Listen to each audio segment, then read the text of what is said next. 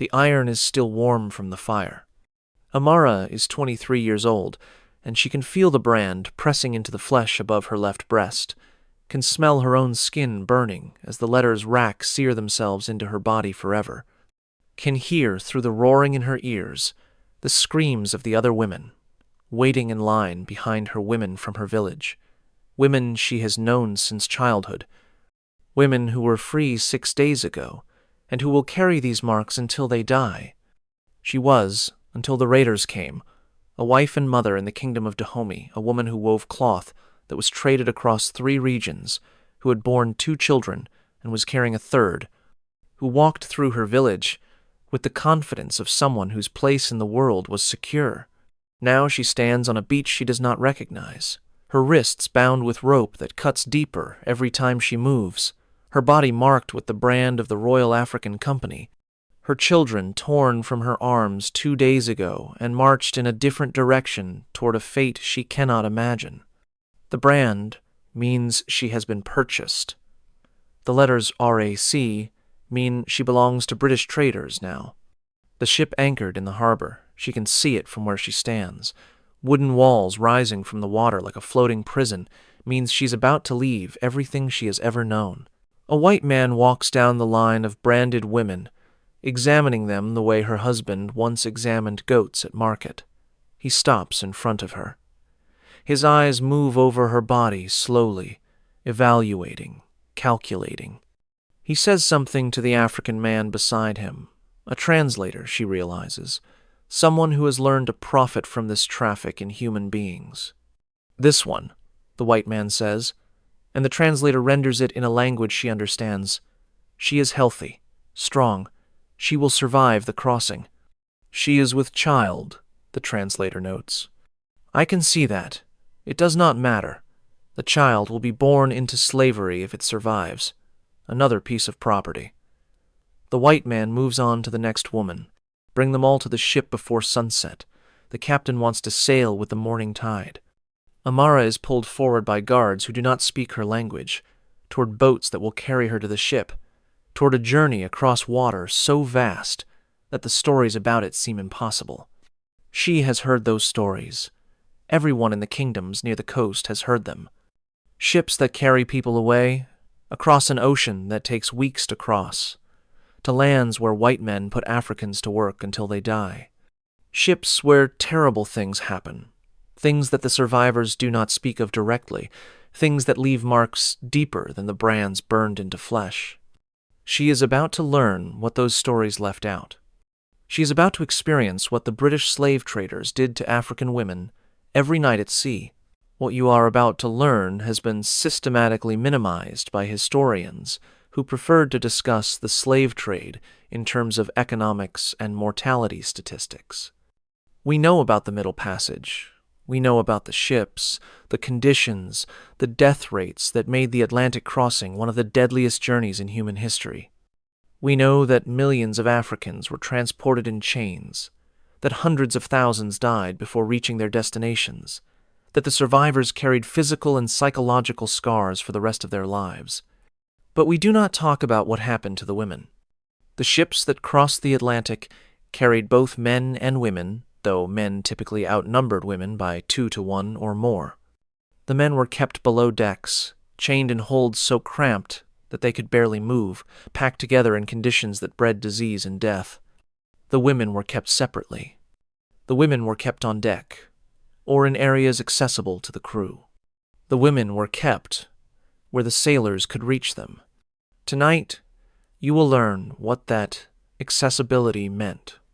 You will learn about the nightly rituals that occurred on British slave ships, rituals that the captains recorded in their logs with euphemisms and code words, rituals that the sailors discussed openly among themselves, rituals that transformed the Middle Passage into something even worse than the horror of chains and disease and death.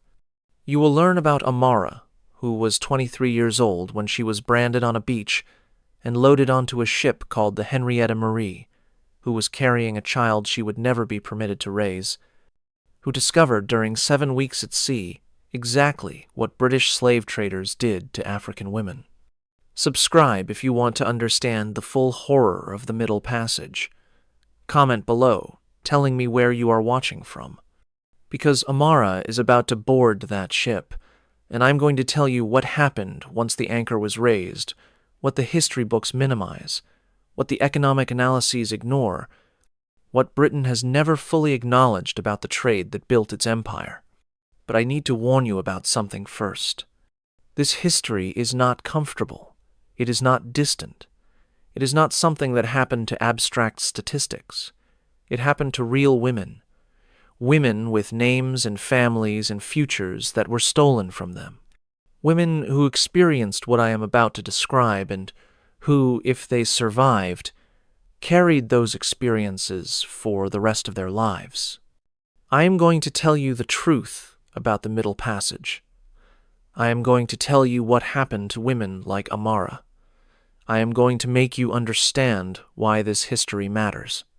And I am going to do it because the women who experience this deserve to have their stories told accurately, even when accuracy is painful. Let us begin. The boats carried 47 women from the beach to the ship. Amara counted them, as they were loaded, a habit of mind, perhaps, from her years of keeping track of the cloth she wove and traded. 47 women, ranging in age from perhaps 18 to perhaps 40, taken from villages across the region during the raiding season that the Europeans called the trade. Some of the women she knew. Chiamaka had been her neighbor, a woman whose laughter could be heard 3 houses away, whose skill with palm wine was famous throughout the village. Adaiz was the daughter of the chief's second wife, a young woman who had been promised in marriage to a warrior from a neighboring kingdom. Neka was older, a widow who had survived 2 husbands, and who had the look of someone who intended to survive whatever came next. Others were strangers, women from other villages, other kingdoms, other language groups. They could not all communicate with each other. They shared only the experience of capture, the brand on their flesh, the terror of what was coming. The ship grew larger as the boats approached. Amara could see its name painted on the hull, Henrietta Marie, and the British flag flying from its mast. She could see sailors moving on the deck, preparing for the cargo that was approaching. She could smell something coming from the ship, a smell she would later learn to identify as the accumulated filth of human bodies, confined in spaces too small for survival. The boats reached the ship. Ropes were lowered.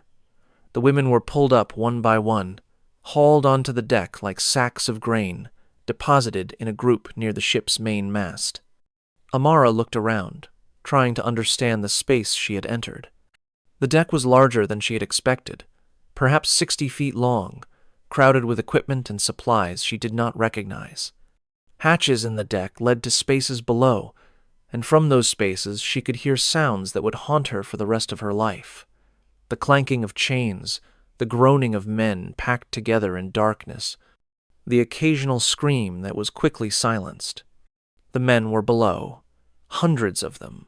She would later learn over 300 men chained in a hold that was never meant to hold so many, lying in spaces so narrow that they could not turn over, breathing air so foul that some of them died simply from the act of breathing. But the women were not taken below. The women were kept on deck. A sailor approached the group, a large man with arms covered in tattoos, and a face that showed no particular cruelty, but no particular kindness either. He spoke to the translator who had accompanied the women from the beach. "The captain wants to inspect them before we sail. Line them up." The women were arranged in a row along the deck. Some of them tried to resist. They were struck until they complied. Some of them tried to speak.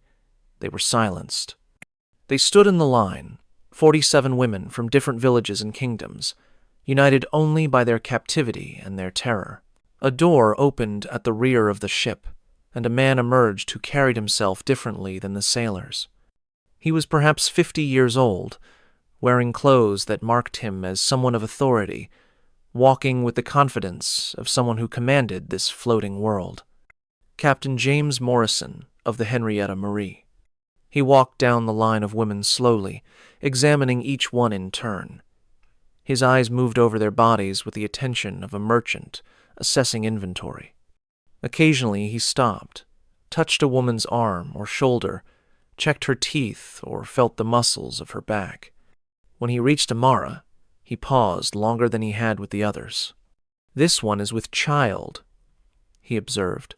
"Yes, Captain," the translator confirmed. The factor noted it, but decided she was healthy enough for the crossing. How far along? Perhaps 4 or 5 months by the look of her. Morrison considered this. She may deliver during the voyage. That complicates matters.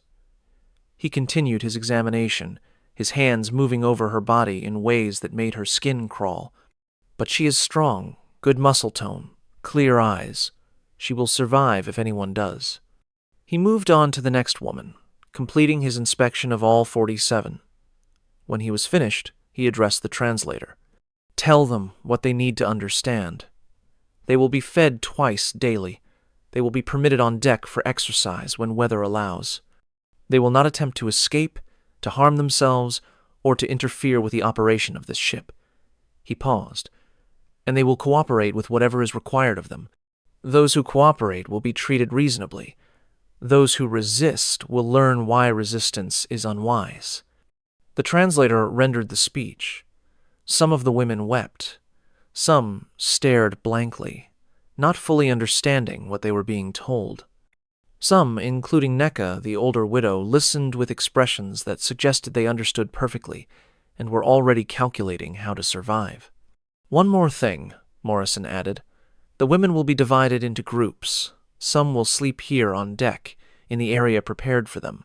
Others—" He pointed to several women, apparently selected for reasons known only to him.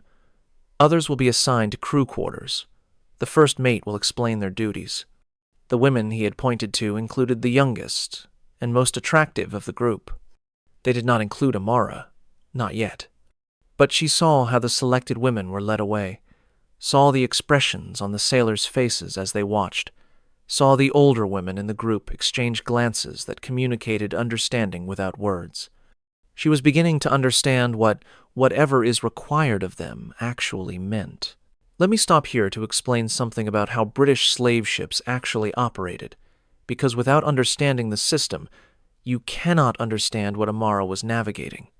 The Middle Passage. The journey from Africa to the Americas typically lasted between 6 and 12 weeks, depending on weather and the specific route taken.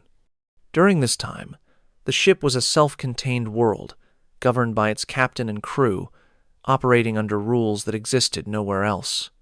The primary cargo was human beings Africans captured or purchased along the coast, loaded onto ships in numbers that guaranteed high mortality. A ship like the Henrietta, which was typical of the period, might carry 300 to 400 captives, in spaces designed for far fewer. The men were packed into holds below deck, chained together in rows, given barely enough room to lie flat. The death rate in these holds was catastrophic disease. Suffocation, despair claimed victims constantly. But the women were treated differently. Slave ship captains had discovered that keeping women on deck, rather than in the holds, improved their survival rates.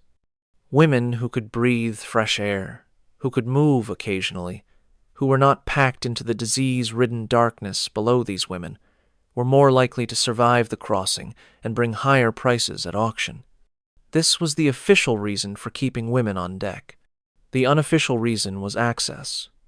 Sailors on slave ships were typically the lowest class of maritime workers, men who could not find employment on legitimate merchant vessels, men who had been pressed into service, men whose moral boundaries had eroded through years of participating in the trade. These men spent weeks at sea, far from any oversight, surrounded by captive women who had no power to refuse them and no recourse if they were mistreated.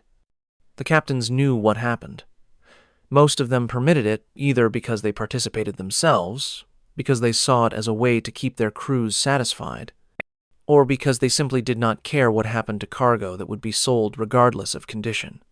Some captains regulated the access, assigning specific women to specific crew members, creating systems that imposed order on what would otherwise be chaos. Some captains reserved certain women for themselves, treating them as personal property for the duration of the voyage. Some captains looked away entirely, allowing their crews to do whatever they wished. The records that survive ship's logs, insurance documents, testimony from the rare legal proceedings that occurred describe what happened in euphemisms. The women were made available to the crew. The sailors took their customary liberties. The female cargo was used according to the usual practice. The euphemisms concealed a reality that the British maritime industry knew about, profited from, and never seriously attempted to stop. Every night, on ships crossing the Atlantic, British sailors visited the areas where African women were kept. Every night, those women experienced what the logs called customary liberties. Every night, for weeks that stretched into months, the Middle Passage inflicted on African women something beyond the chains and the disease and the death. This was the system that Amara had entered. This was what awaited her on the Henrietta Marie. The first night at sea, Amara learned how the system worked. The women had been divided into groups, as Captain Morrison had ordered. The largest group, about 30 women, including Amara, slept on deck in an area near the ship's bow, sheltered somewhat by canvas rigging, but exposed to wind and spray. They were given thin blankets, barely adequate for the cool ocean nights, and chained by their ankles to rings set into the deck, long enough chains to allow movement, but short enough to prevent escape. The smaller group, the women Morrison had selected during his inspection, had been taken to crew quarters somewhere in the ship's interior. Amara had not seen them since. As darkness fell, the ship's routine shifted. The day crew finished their duties. The night watch took their positions. Lanterns were lit at key points along the deck, and the sailors began to move toward the women's area. They came in ones and twos, emerging from hatches and doorways, walking with the casual confidence of men who knew they had permission for what they were about to do. Some carried cups of rum. Some carried nothing at all. All of them looked at the chained women with expressions that Amara would see again and again over the weeks that followed. The first sailor to reach the women's area was young, perhaps 25, with red hair and freckles that made him look almost boyish. He walked along the row of chained women, examining them by lantern light, before stopping in front of a woman Amara did not know. "You," he said, "come with me." The woman did not speak English. She did not understand the words, but she understood the gesture, the hand reaching down, the tug on her chain, the expectation that she would rise and follow. She resisted. What happened next was brief and brutal. The sailor struck her once, twice, hard enough to knock her to the deck. Then he unchained her ankle, grabbed her arm, and dragged her toward a sheltered corner of the ship where the lantern light did not reach. Amara heard what happened in that corner. Every woman on the deck heard it. The sounds carried clearly in the night air. The struggle, the impact of flesh against flesh. Other sounds that communicated without words exactly what was being done. When the sailor returned the woman to her place, perhaps 30 minutes later, she was not struggling anymore. She lay where he dropped her eyes staring at nothing, her body present, but her spirit somewhere else entirely. The sailor moved on to another woman. Other sailors were making similar selections. The night became a rotation of approaching figures, of women being taken and returned, of sounds that filled the darkness. Amara was not selected that first night. She did not know why. Perhaps her pregnancy made her less desirable. Perhaps chance simply passed her over.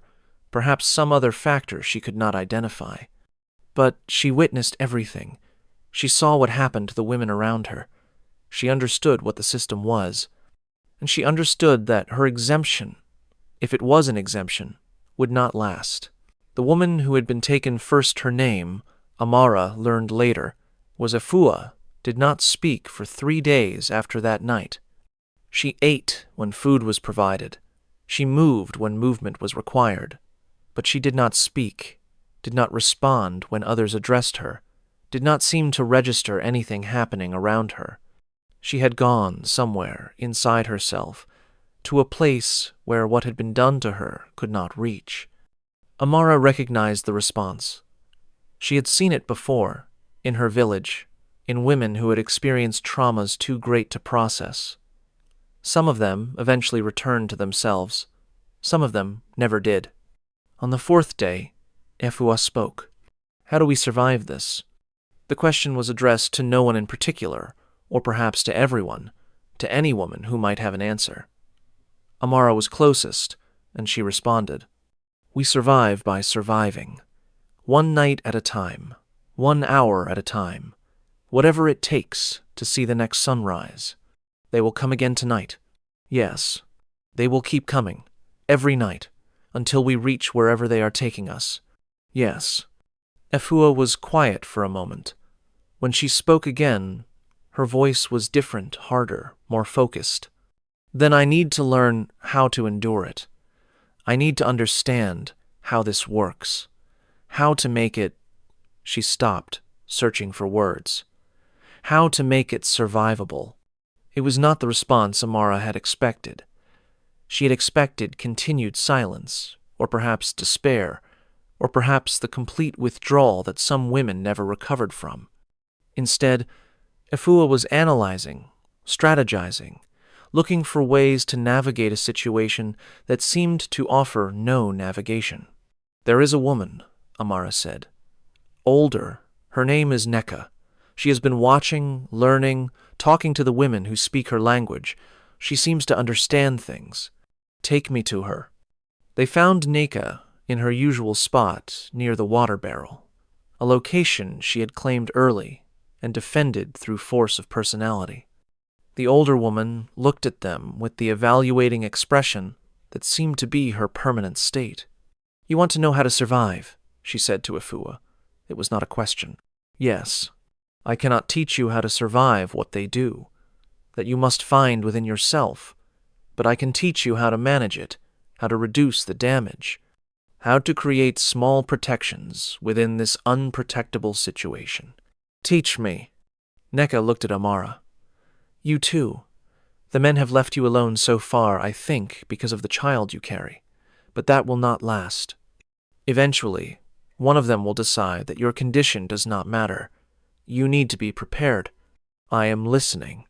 What Neka taught them over the following hours was the accumulated wisdom of survival wisdom, gathered from conversations with other women, from observations of the ship's routines, from the hard-won knowledge of people who had no power except the power to endure.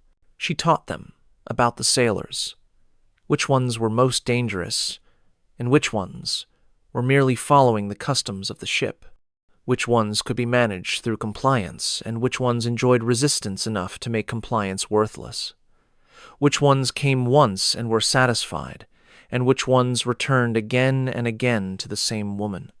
She taught them about timing. The sailors typically came during the early evening, after dinner, but before the serious drinking began. By late night, most of them were too drunk to be interested. If a woman could avoid selection during the early hours by appearing sick, by positioning herself near women who were more likely to be chosen, by any available strategy, she might escape a particular night entirely. She taught them about aftermath, how to clean themselves with the salt water that was available, how to treat injuries using methods passed down through generations of women helping women, how to maintain the physical health that might determine whether they survive the voyage. And she taught them about the mind. What they do to your body cannot be prevented, Neka said, but what happens in your mind that you can control. You can go somewhere else. You can separate yourself from what is happening. You can preserve a part of yourself that they cannot touch. How? Different women find different ways. Some pray. Some remember their homes, their families, the lives they had before. Some count heartbeats, breaths, the number of stars visible through the rigging. The method does not matter. What matters is finding something that takes you away from the moment, that creates distance between you and what is being done. And this works? It helps. It does not eliminate the experience, but it makes the experience survivable. The women who cannot find this distance, they are the ones who break, who stop eating, who throw themselves into the sea when the opportunity arises. The women who survive are the women who learn to go somewhere else. Amara absorbed this. It was not comfort. Comfort was not available on this ship. But it was strategy. It was preparation. It was the beginning of understanding how to navigate what could not be escaped. "Thank you," she said. "Do not thank me. Thank me when we reach land. Thank me when you survive." Neka's voice softened slightly. "We are all we have on this ship. The men below deck cannot help us. They are fighting their own battles against chains and darkness. The sailors who take us at night see us as property, as entertainment, as things to be used. But we can help each other. We can share what we learn. We can make survival more possible. You have done this before." It was Afua who spoke. "You know too much for this to be your first time." Neka was quiet for a long moment. When she answered, her voice carried the weight of experience that Amara had only begun to imagine. "I survived a raid 15 years ago. I was taken, held for 3 months, then rescued when my family paid for my return.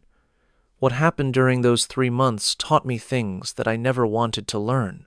I hoped I would never need that knowledge again." She paused. "I was wrong, and now I am sharing what I know because knowledge is the only weapon we have."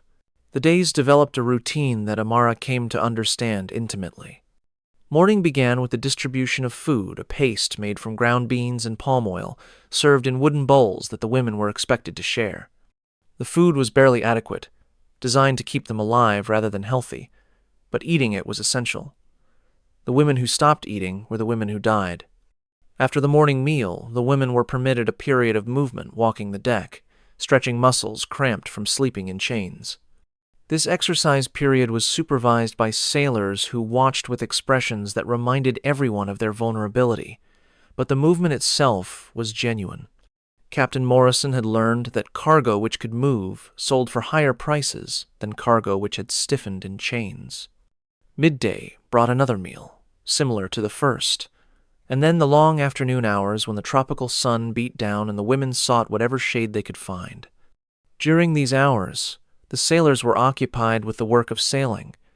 There was less attention on the women, less immediate danger of selection. But as the sun began to set, the atmosphere changed. The sailors finished their daily duties. The evening meal was served to the crew, not to the captives, who had already received their rations. Rum was distributed. Conversations grew louder, laughter harsher, and the eyes that watched the women became more focused, more anticipatory. The night watch began, and the selections began with it. Amara observed the patterns over the first week, learning what Neka had taught her to see. The most dangerous time was the first 2 hours after sunset. This was when the sailors were sober enough to act, but intoxicated enough to have lost whatever restraints they possessed during daylight. During these hours, the selections happened rapidly, sometimes 5 or 6 women taken within the first hour. The safest positions were at the edges of the women's area near the bow, where the spray made sleeping uncomfortable, or near the hatch covers, where the proximity to working equipment made access awkward. Women who secured these positions were less likely to be selected. Women in the center, easily visible and easily accessible, were taken most frequently. Some sailors had preferences. The red-haired man who had taken Afua on the first night preferred women. Who resisted, he sought them out specifically, seemed to enjoy the struggle that preceded what he did. Other sailors preferred compliance. They selected women who would not fight, who would make the experience quick and uncomplicated. Learning these preferences, and positioning oneself accordingly, could make the difference between being selected and being passed over. And some women were taken by the officers. Captain Morrison himself maintained a woman in his cabin, one of the younger women from the group selected on the first day. She slept in his quarters, ate his food, was exempt from the attentions of the common sailors. In exchange, she belonged to him exclusively, was available whenever he wished, existed as his personal property for the duration of the voyage. The first mate had a similar arrangement. So did the ship's doctor, and the second mate, and the quartermaster.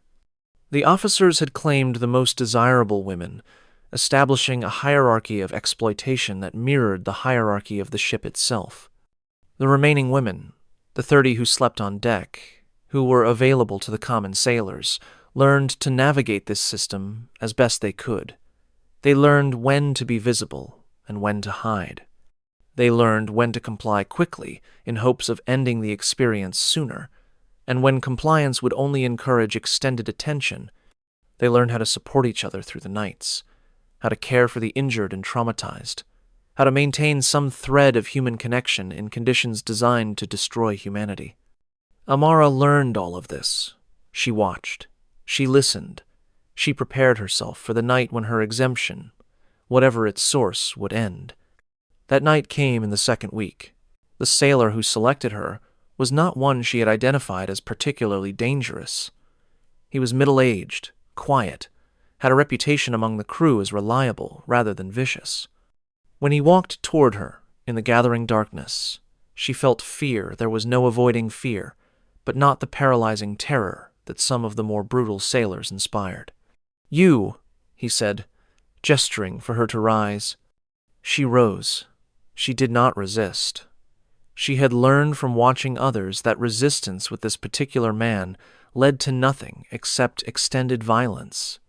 He led her to a corner of the deck that she had seen used before, a space between cargo containers that offered minimal privacy but was apparently sufficient for the purposes at hand.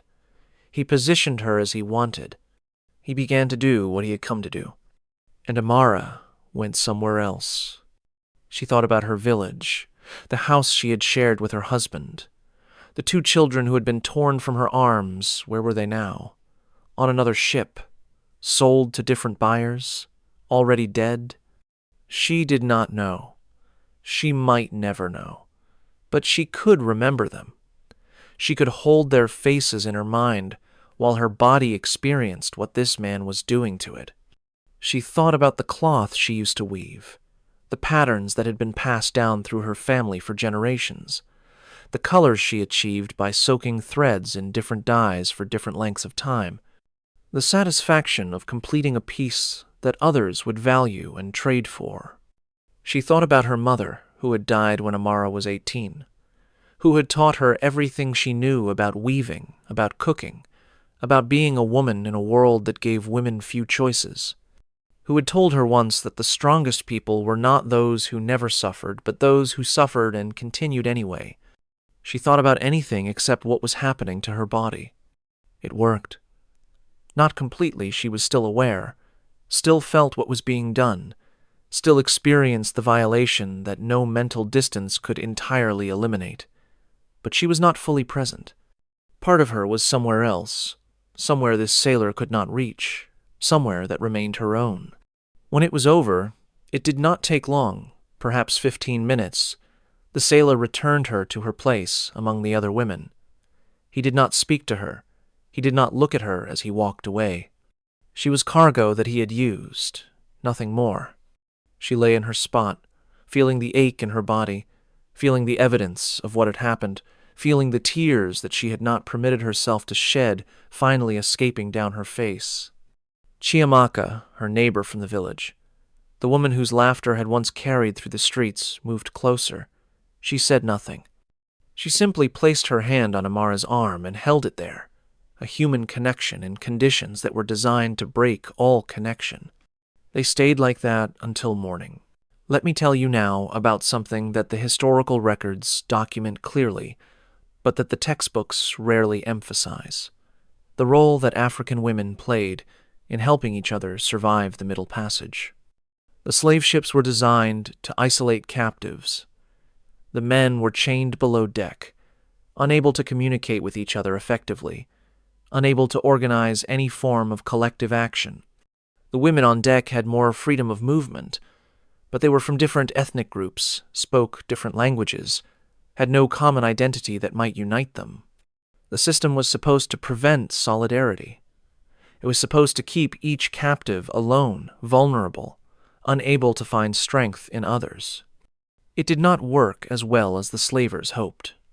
Despite the language barriers, despite the tribal differences, despite the trauma that made communication difficult, the women found ways to help each other. They shared food when rations were inadequate. They cared for the sick when disease swept through the ship. They comforted each other after the nightly violations. They passed information and strategies and survival techniques across whatever barriers separated them. On the Henrietta Marie, this network formed quickly. Nika was its center, the older woman whose experience gave her knowledge that others needed, whose strength of personality allowed her to organize and direct without formal authority. But the network extended beyond her. Women who spoke the same languages translated for those who did not. Women who had particular skills, knowledge of healing plants, ability to read the sailors' moods, talent for finding hidden spaces, contributed what they could. The network could not prevent what happened at night. It could not stop the sailors from coming, could not protect any individual woman from selection, could not change the fundamental reality of captivity and exploitation, but it could make survival more possible. It could ensure that no woman was entirely alone in her suffering. It could maintain connections that the system was designed to destroy. Amara became part of this network. She contributed what she could, her ability to count and track patterns, her observations about which sailors were most dangerous, at which times, her steadiness in crisis that allowed her to help others even when she herself was struggling. And she received what the network provided: support, information, the knowledge that she was not isolated in her suffering. This network is documented in the historical record. Sailors' logs mention women who seemed to communicate despite language barriers. Ship doctors noted that women who were part of social groups had higher survival rates than women who remained isolated. Insurance reports, assessing the condition of cargo at journey's end, observed that women who arrived in networks fared better than women who arrived alone. The slavers did not understand what they were seeing. They noted it without comprehending it. But the women understood. They had discovered that connection was survival, that helping each other was helping themselves, that the system which tried to make them things could be resisted by insisting on remaining people who cared for each other, who supported each other, who refused to let the isolation become complete. This was the hidden story of the Middle Passage. Not just the horror, though the horror was real and must be acknowledged, but also the resilience, the creativity, the determination to maintain humanity in conditions designed to destroy it. Amara was part of this story. The network she joined would help keep her alive through the weeks that followed. The 5th week at sea brought a crisis that tested everything the women had learned. Disease had been spreading through the ship since the 3rd week, a flux that began in the men's hold and gradually reached the women on deck. The symptoms were brutal: fever, vomiting, the rapid loss of fluids that could kill within days. The ship's doctor did what he could, but his remedies were inadequate, and his attention was focused primarily on preserving the most valuable cargo. Chiamaka was one of the first women to fall ill. The fever began suddenly. One evening, she was functioning normally. The next morning, she could not rise from her spot on the deck. Her skin was hot to the touch. Her eyes were glassy. She moaned softly, continuously, a sound that communicated suffering beyond words. Amara stayed with her. She bathed Chiamaka's forehead with seawater, tried to get her to drink the small amounts of fresh water they were allotted, held her hand through the worst of the cramping and vomiting. The sailors noticed the illness. Their response was not sympathy. "If she's going to die, throw her over now," one of them said. "No point wasting food and water on cargo that won't sell." "She might recover," another countered. "Some of them do." "She won't. Look at her. She's got the death look already." Amara understood most of this conversation. She had learned enough English over the weeks to follow the sailor's speech. She understood that they were discussing whether to kill Chiamaka now or let her die naturally. She placed herself between Chiamaka and the sailors. "She will live," she said in the broken English she had acquired. "I will make her live." The sailors looked surprised both that she had spoken and that she had contradicted them. For a long moment, Amara thought they might strike her, might punish her insolence, might throw both of them overboard simply to assert their authority. Instead, one of them laughed. "The cargo is talking back. Listen to that." He turned to his companion. "All right, let her try. If the sick one isn't better in 3 days, we dump her. No point feeding something that's going to die anyway." They walked away, leaving Amara with a deadline she had no way to meet. 3 days. Chiamaka needed to recover enough in 3 days to be worth keeping alive. The network mobilized. Ineka knew traditional treatments for flux knowledge passed down through generations in her village. She directed Amara in preparing what remedies were possible with the limited materials available. Other women contributed their water rations, understanding that Chiamaka needed fluids desperately. Some women knew prayers or songs that might not heal but might provide comfort. They offered these through the long hours of the night. It was not medicine in any scientific sense. It was care intensive, focused, collective care provided by women who had nothing except each other. The first day, Chiamaka seemed to worsen. The fever climbed. The vomiting continued. She became delirious, speaking to people who were not present, crying out for her children and her mother, and the home she would never see again. The second day, something shifted. The fever broke around noon suddenly, dramatically, like a storm passing. Chiamaka opened her eyes and looked at Amara with something approaching recognition. "Am I dead?" she whispered. "Not yet. Not if I can prevent it. I dreamed I was home. I dreamed this was all a nightmare, and I would wake up and everything would be normal. I know. I have had the same dreams. But I woke up here." "Yes, but you woke up. That is what matters. You woke up, and you will keep waking up, and eventually this voyage will end, and we will find a way to survive whatever comes next." The third day, when the sailors came to check whether their cargo was worth keeping, Chiamaka was sitting up. She was weak, desperately weak, barely able to support her own weight, but she was alive. She was conscious. She was, in the brutal calculus of the slave trade, still worth preserving. "Well," the sailor said, looking at her with something that might have been surprise, "the cargo recovered. Who would have thought?" They walked away. Chiamaka was permitted to live. It was a small victory. One woman's survival among hundreds who did not survive, who died of disease or despair, or the accumulated trauma of the voyage.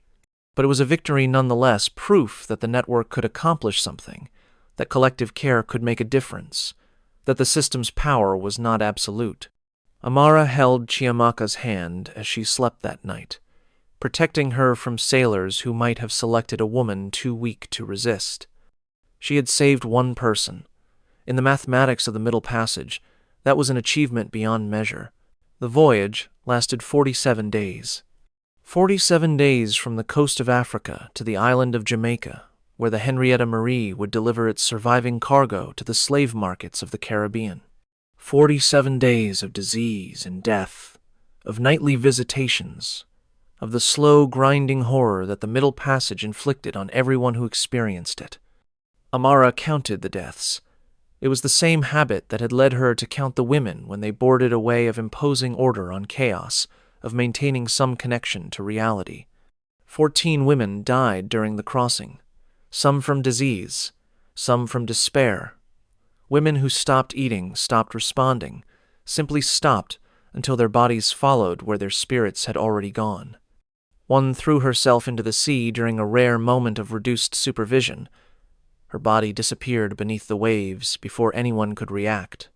From the men's hold below decks, the numbers were worse. Amara could not count those deaths directly, but she heard the bodies being brought up and thrown overboard. She heard the splashes, day after day, that marked the end of lives that had been captured to serve British economic interests. The sailors estimated that perhaps 70 men died during the crossing. Perhaps more, the records were not precise, and the bodies were disposed of quickly to prevent disease from spreading. When the Henrietta Marie finally sighted land, the green hills of Jamaica rising from the horizon, the survivors numbered roughly 250. 250 people out of more than 350 who had boarded, a loss rate of approximately 30%, considered acceptable by the standards of the trade. Acceptable. The death of 1 in 3 human beings was acceptable because the profits from the survivors still exceeded the costs of the voyage. This was the calculation that drove the Middle Passage. This was the mathematics of human suffering that built British wealth. But I am getting ahead of the story. Before the arrival, before the slave markets of Jamaica, there is one more night at sea that I need to tell you about. The night before landfall, the women knew the voyage was ending. They could see the change in the sailors' behavior, the increased energy, the anticipation of shore leave and payment, the subtle shift in attention away from the cargo and toward what awaited them on land. The women also knew what landfall meant for them. Sale, separation, the beginning of lives in slavery that might be better or worse than what they had experienced on the ship. The uncertainty was almost as terrible as the certainty of the voyage itself. That final night, the network gathered. They could not all be in one place. The sailors would have noticed and suspected conspiracy. But they gathered in small groups, exchanging words across the darkness, maintaining the connections that had kept them alive. Nneka spoke first, her voice carrying to those nearby, her words passed along to those beyond hearing range. Tomorrow we will be separated, sold to different buyers, sent to different places. We may never see each other again. We may never know who survives and who does not. Silence. The weight of this truth settling over women who had become, in some sense, family. But we have survived this voyage. We have helped each other survive it. We have proven that they cannot destroy what we are not completely. Not the part of us that cares for each other, that supports each other, that refuses to become the things they see us as. What happens now? Someone asked. What do we do when we are alone? You will not be alone. Wherever you go, there will be other women who have experienced what you have experienced. Women who survived other ships, other voyages, other horrors. Find them. Connect with them. Build networks like the one we built here. That is how we survive. Not alone, never alone. Together, even when together means something different than it means tonight.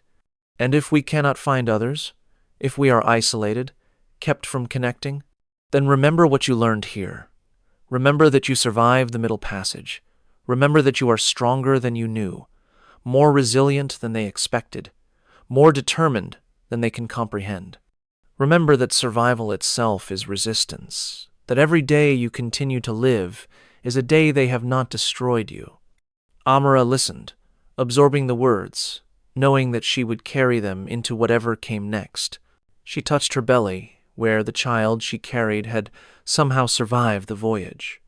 She did not know how the pregnancy had persisted through disease and deprivation, through the physical trauma of what the sailors had done, through 7 weeks of conditions designed to kill. But the child was still there, still growing, still alive. The child would be born into slavery. The child would never know freedom, would never see Africa, would grow up as property in a world that saw them as property. But the child would also carry something from this voyage, the strength that had allowed Amara to survive, the strategies she had learned, the connections that had sustained her. The child would be part of a network that began on this ship, but would extend across generations, across oceans, across the centuries that separated the Middle Passage from the world that would eventually emerge from its horrors. Amara did not know any of this that night. She knew only that she had survived, that she would continue to survive, that survival was the only victory available, and she intended to claim it. The sun rose over Jamaica. The Henrietta Marie dropped anchor in Kingston Harbor. The next chapter of Amara's life was about to begin. What happened after the voyage deserves its own telling, but I will give you the outline. Amara was sold at auction in Kingston, purchased by a sugar plantation owner who valued her apparent health in her pregnancy. A pregnant woman was 2 pieces of property for the price of 1. She was taken to a plantation in the island's interior, put to work in the fields alongside hundreds of other enslaved Africans. She gave birth 3 months later. A daughter. The plantation owner recorded the birth in his ledger, another piece of property added to his inventory, another human being reduced to a line in an accounting book. Amara named the child Adaora. It meant daughter of all, a name that acknowledged the collective survival that had made the birth possible. The network of women who had helped Amara through the voyage and who continued to help her in the new horrors of plantation life. She never saw Chiamaka again. The woman she had saved from being thrown overboard was sold to a different buyer, taken to a different plantation, lost in the vast machinery of Caribbean slavery. But Amara heard, years later, that a woman matching Chiamaka's description had survived into old age on an estate near Montego Bay. She hoped it was true. Nneka was purchased by a household in Kingston itself, domestic slavery rather than field work, a fate considered more fortunate, though still brutal in its own ways. She continued to build networks, to share knowledge, to help other women survive. She became known among the enslaved population of Kingston as someone who understood things, who could help with problems, who maintained connections across plantations and generations. The network that had formed on the Henrietta Marie dispersed but did not disappear. The women who survived carried its knowledge into their new lives, taught it to other enslaved people, built new networks on the foundation of what they had learned. Survival strategies passed from person to person, plantation to plantation, generation to generation. This was the hidden legacy of the Middle Passage.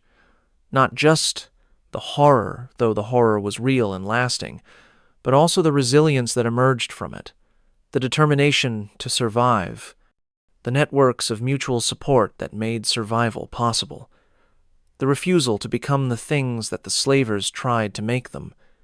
Amara lived for 37 more years after her arrival in Jamaica. She never returned to Africa. She never saw her husband or her first 2 children again. She spent her entire remaining life as property, subject to the whims of owners who saw her as an investment rather than a person. But she survived. She raised Adaora and 2 more children born in slavery. She taught them what she knew, the survival strategies, the network building, the determination to maintain humanity in conditions designed to destroy it. She became part of the collective memory of the enslaved population, her story passed down even when her name was forgotten. When she died sometime around 1793, though the records are not precise, she had outlived the Henrietta Marie itself. The ship had sunk off the coast of Florida in 1697, its cargo of trade goods lost to the sea, its crew drowned in waters that would eventually reveal the wreck to modern archaeologists. The ship was gone. But what had happened on it, what British slave traders had done to African women every night at sea, lived on in the memories of survivors and the descendants they raised to remember. What you have learned tonight is the truth that Britain preferred to forget. The slave trade was not simply an economic system. It was not simply a matter of transporting human beings from one place to another. It was a comprehensive horror that included, as one of its essential elements, the systematic exploitation of African women by British sailors during the weeks of the Middle Passage. Every ship that crossed the Atlantic carried this horror.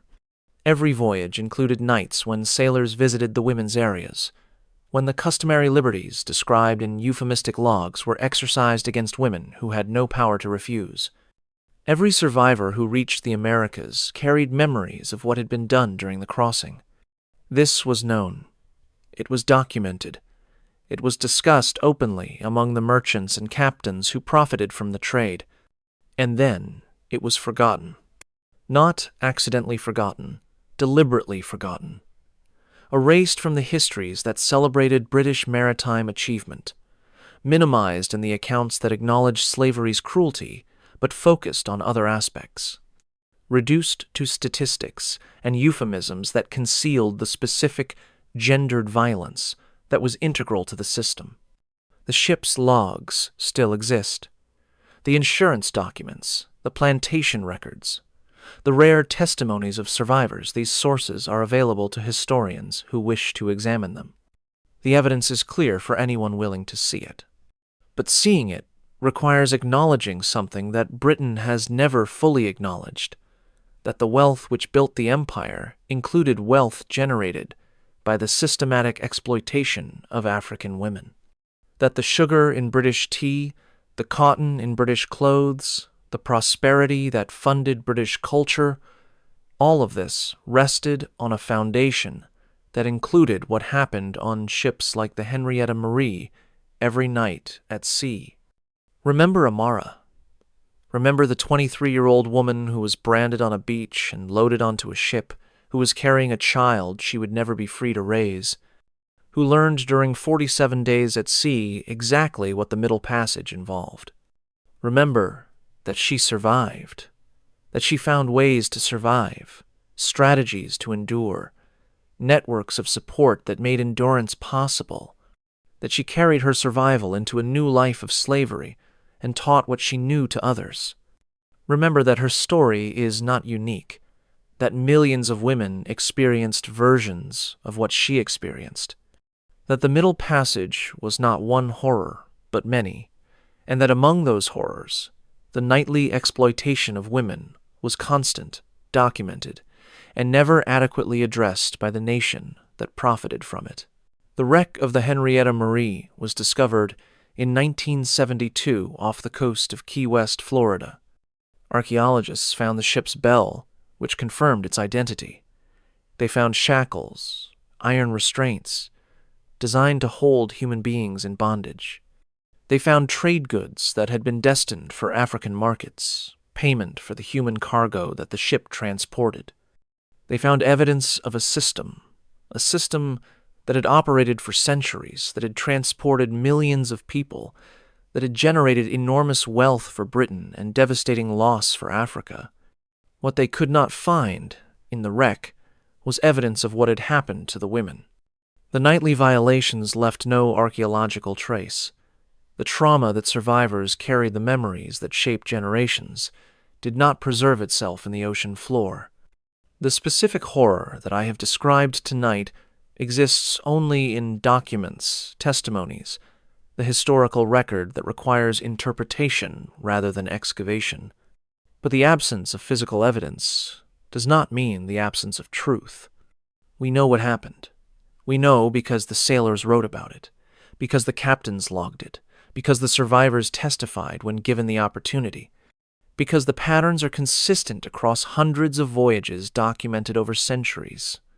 We know, and we must remember. The Henrietta Marie is now commemorated by a monument. Off the coast of Key West, beneath the waters where the ship sank, a concrete marker was placed in 1993.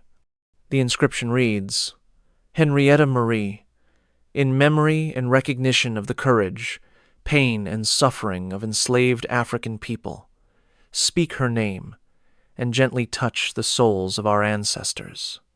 The monument does not mention what happened to the women. Perhaps there are no words that could adequately capture it. Perhaps the horror is too great for concrete and inscription. Perhaps the commemoration of the voyage must include, in its silence, an acknowledgement of things too terrible to write on monuments. But I have spoken the words tonight.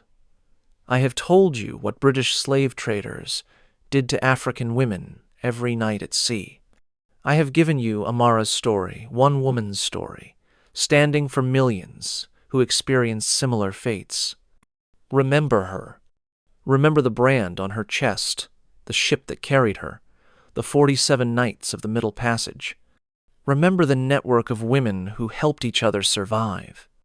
Remember Chiamaka, saved from being thrown overboard by collective care. Remember Neka, whose wisdom guided others through the horror. Remember Adaora, born into slavery but carrying the strength of her mother's survival. Remember that this history is not distant, that its consequences shaped the world we inhabit, that Britain's wealth, America's foundations, the entire structure of Atlantic civilization rests on what happened in the holds and on the decks of ships like the Henrietta Marie. Remember, because remembering is the beginning of understanding, and understanding is the beginning of ensuring that such horrors are never permitted again. Subscribe if you want more hidden histories revealed. Comment below telling me where you are watching from. Share this video with anyone who thinks they understand the slave trade without understanding what happened to the women. Remember the Middle Passage. Remember the women. Remember Amara. Remember,